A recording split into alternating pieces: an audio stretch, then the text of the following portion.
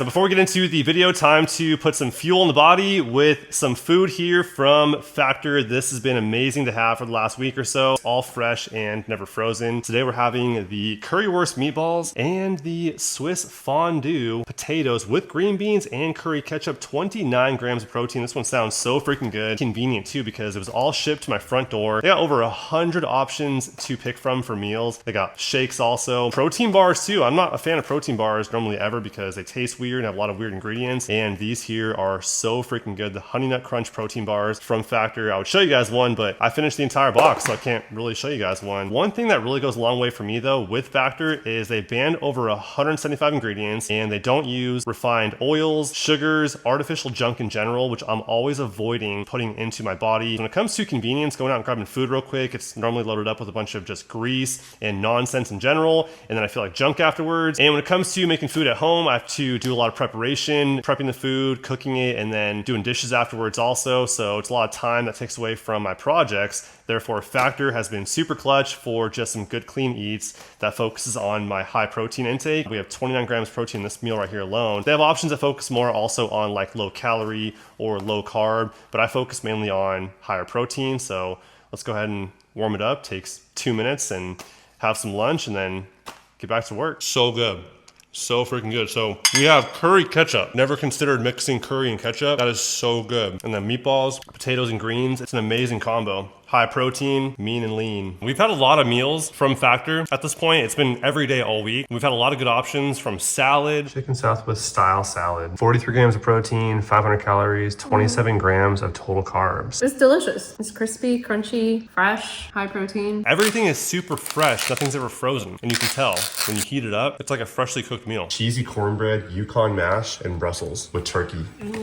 Head to factor75.com or use the link down below and use my code MARKFFB for 50% off your first box plus free daily greens, one per box with active subscription. Free meals are applied as a discount in the first box for new or returning subscribers. Varies by plan, but get signed up today. Let's get in the video. Alrighty guys, time for an interior detail here on my newly purchased a few days back. If you guys missed the last video, I bought a 01 Silverado with the 5.3 and 103,000 miles on it from the original owner. And it was a work truck for 25 years of its life until I bought it, and now she can finally rest. But I'm still nerding out in the fact that I have the original title from 2001.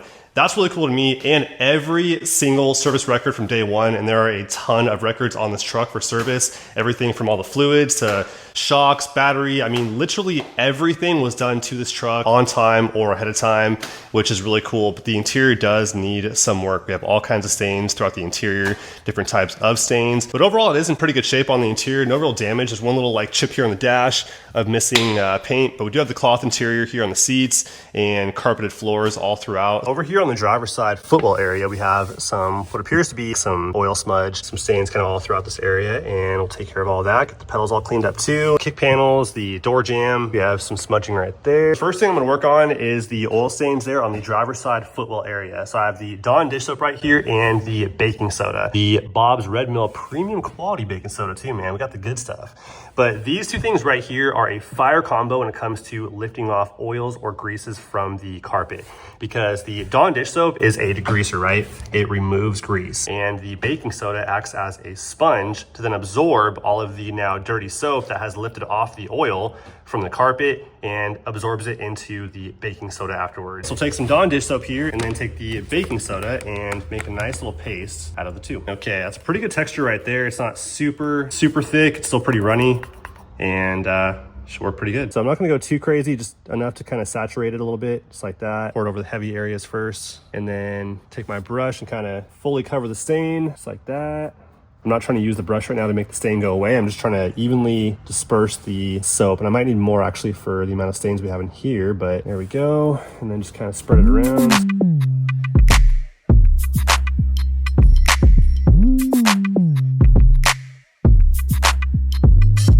So I have the Dawn dish soap and the baking soda mixture soaked onto all of the oil stains right here, mainly on the driver's side footwell area. Let that dwell for like half an hour, maybe even 45 minutes, and we'll come back at it and then start to remove the soap that is lifting off the oil as we speak. But patience is definitely a virtue right now. The next thing we're gonna work on here is the dirt stains right here on the corner of the seat and kind of all down the edge here of the carpet.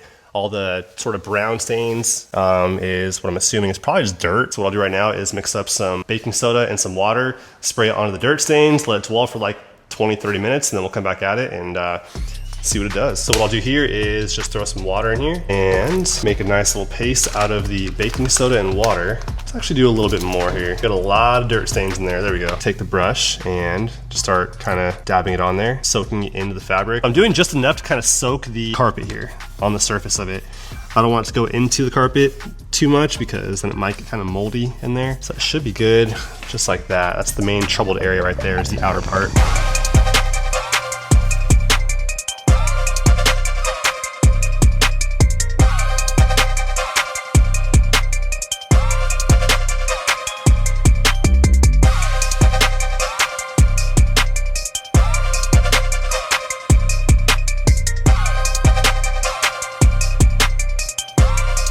So you guys can see how the solution's turning brown because it's pulling the dirt from the carpet. Make sure it stays wet for about half an hour, and then that's pretty much it. So while all of this is doing its thing on the seats, carpet, all that, we'll hop over to the door jamb right now and work on this. So I'll use some soapy water. I'll throw some Dawn dish soap, a couple drops of that in my bottle filled up to about 20 ounces right now.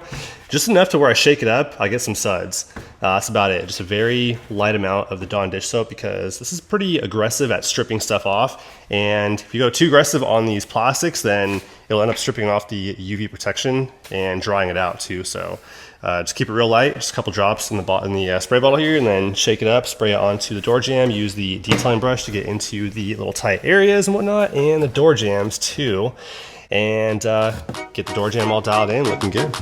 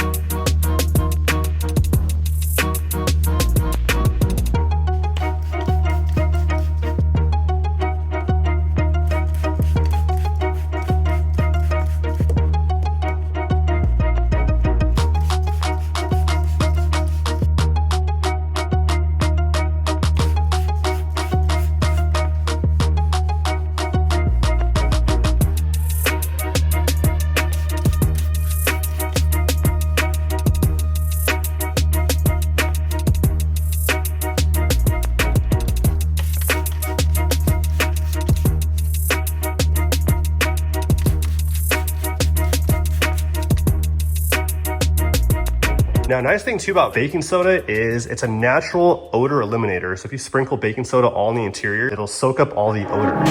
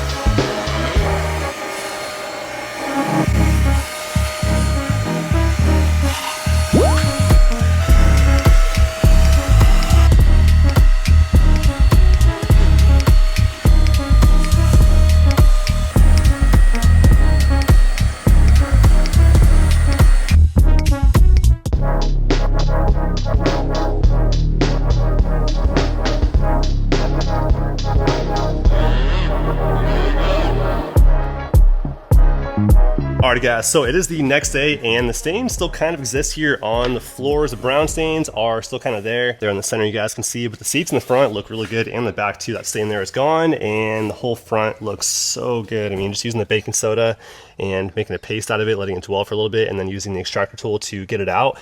Came out really good actually, without using any sort of agitation, like a brush to scrub it. Just simply let it soak and then and I pulled it out with the extractor tool, sprayed some water out of the tool first to make it easier to siphon it up, and pretty much it. And that black smudge there on the backrest is also gone too. Laid down some Dawn dish soap to degrease that, and then pulled it out. Came out really nice. And then all the oils here on the driver's side footwell area is out, looking really good. However, the brown stains are still there. So what I'll do now is step it up to a little more aggressive technique and use a brush that I'll attach to the impact and see what we can do with that to get rid of the remainder of the brown staining. If that don't work, then I guess we'll just kind of leave it as is, because then we have to start using stuff to, you know, get very aggressive chemically and then potentially messing with the integrity of the carpet, which I don't want to do. So, but yeah, I mean, the seats look really nice now for sure. Came out really good. So anyways, yeah, let's pull the brush out and see what we can do. This is the Dawn dish soap and water. Since the baking soda didn't do too much, let's try some Dawn dish soap. Try some degreaser.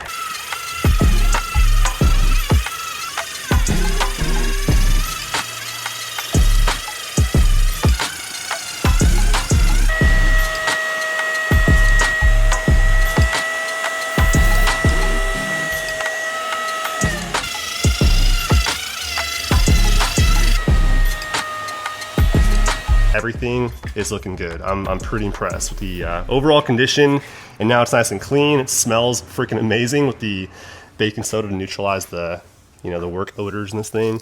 And so what I'll do now is just dust down the interior, get the dash wipe down here, it's all dusty, and then just little things like, you know, all the plastic parts and whatnot, the cup holder, pull the steamer out and get it steamed down and wipe down some more, and then pull it outside and see how it all came out. But so far, so good.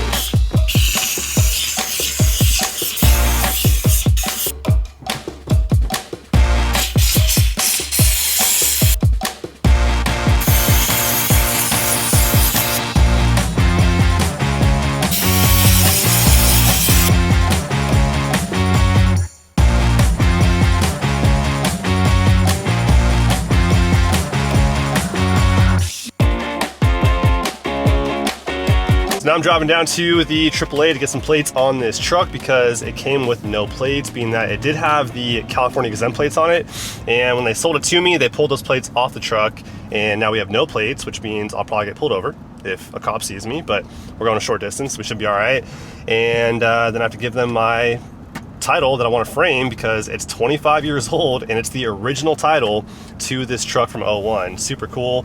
But got to give it to them and then get some plates and registration for this truck. Then we'll calculate kind of everything I paid so far in terms of like just getting it drivable on the road with the purchase price, registration, taxes, and to tow it back home, all that stuff. I'll give you guys kind of a number on that. And then, yeah, we got some stuff coming for it. I've ordered the lift kit for it. I got my tires picked out for it. And I'm looking for some wheels from Facebook for it still because I've only found super clapped out wheels. The ones I want must have had an issue, like common issue with their clear coat on these wheels not being good. It's these wheels right here, this style of wheel, the Z71 wheel from Tahoe or Silverado, and they're all in bad shape. So I think what I'll do is pick them up and then maybe try to throw some aircraft remover on it, like, you know, paint thinner essentially, and then maybe polish them out or re-clear coat them. These wheels are in really good shape on the truck, but they're 16-inch wheels, and I don't like the exact style of them. They're a 5-spoke, which is cool, but not a very clean design, so I'm trying to get rid of these and get some different ones. But yeah, I have my lift kit on the way for it and some other cool things coming for it, and it's going to be a very like OEM, clean OEM plus kind of a build, which will be really cool on this truck. It's already really clean now in the interior, and once we get the body all straightened out, it's gonna be sick. So yeah, I'll have some fun with this one, man, and do probably some exhaust upgrades on it also because it sounds very quiet. It's the 5.3. We'll do some fun stuff with this truck, keep it pretty like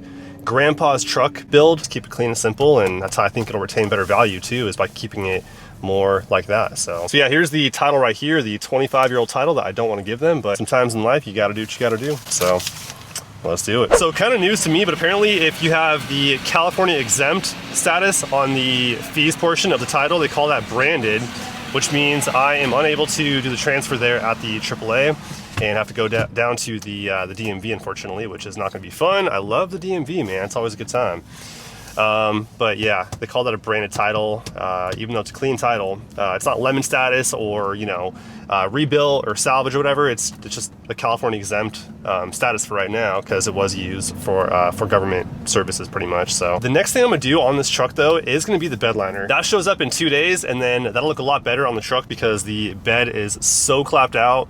And then I'll work on getting the paint you know, removed or all sanded down at least and smooth on the bedside and the tailgate, and then start wrapping it up, man, and get it looking right. But I think we're doing the lift kit first. I think lift, wheels and tires before paint, before fixing the paint problem.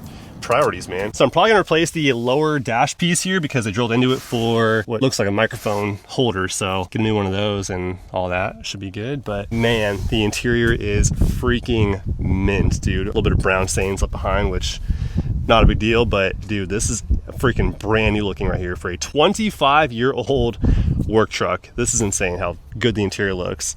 It wasn't in bad shape in the first place, to be honest. It wasn't that hard to, you know, extract the minor stains out of the, you know, seats and stuff like that. Pretty simple process, but yeah, man, it's looking pretty good. That is some baking soda left behind, so I have to vacuum that out when I get home. But I don't think anybody ever sat in the back seat in this truck. I think it was only ever really used for the driver.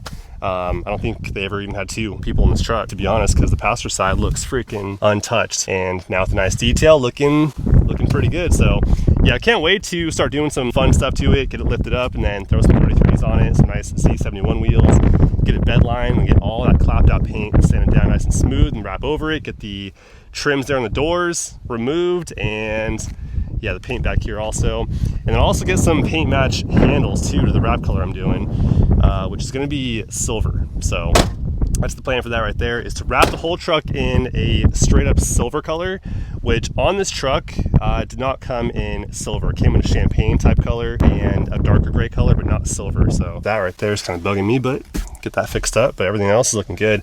I really do want a Kenwood. That'd be freaking awesome, but I don't want to remove the OEM head unit because it keeps that classic, just grandpa's truck, man. So Bluetooth would be cool, but hey, the patina, man, on the dashboard and the OEM head unit, it's a good combo. New headlights or polish these out. Not too sure if we can fix them, but if we can, awesome. If we can't, then new headlights, keep it OEM style. Yeah, it's gonna be fun. Hope y'all enjoyed, man. That's pretty much it for now, but probably taking like 2 days off to work on a project I have at home right now for a friend, doing a wrap job for him, and then hop back on this and get some bed liner done. That shows up in 2 days also, which is perfect timing. Hopefully y'all enjoyed, man, and that's it for now. I'll see you guys in the next one very soon. Till then, peace.